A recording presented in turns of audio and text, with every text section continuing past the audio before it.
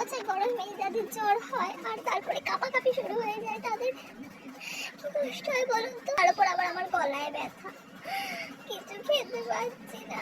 1 litre জল খেয়েছি সকাল থেকে, 1 না 1.5 লিটার হবে। আমি শ্বাস নিতে পারছি না, তার উপর আবার গায়ে চাপা আবার দিয়ে রাখলে ভালো করে আবার কিছুক্ষণ পরে গরম লাগছে। যেই কাঁটার থেকে চাপাটা খুলে দিচ্ছি ব্যাস আবার ঠান্ডা লাগছে। কি করবো আমি? সমুদ্রে ঘন্টার পর ঘন্টা চান করাটা ভারী পড়ে গেছে সত্যি। পায়ে ব্যথাটা যদি এখনো পুরোপুরি কমেনি, তার উপর গলায় ব্যথা, এখন তো আমার কিছু ভালো লাগছে না। আমি আর বাঁচবো না।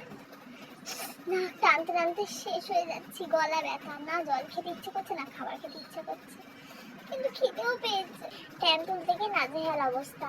আসলে সব মিলিয়েই হয়েছে যতদূর বুঝছি, কারণ ট্যান তুলতে গিয়ে অনেক কিছু করা হচ্ছে না তো, সেটা ঠান্ডাটাও দেখেছি, তারপর সমুদ্রে চান করা, খুব রস দেখিয়ে চান করছিলাম। পুরো কালো হয়ে যায়, আমি আর চান করা ছাড়বো না।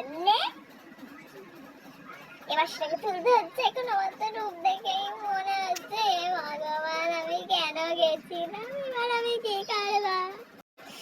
ভিডিওটা এডিট করতে বসেছিলাম যে কি কি ঘটেছে, এই ঘুরেছি এই করেছি, তার মধ্যে আমার মনে হলো আগে এটাই ভিডিওটা করে নি, এর পরেরটা ওই ভিডিওটা আসবেই আসবে, যাই হয়ে যাক না কেন।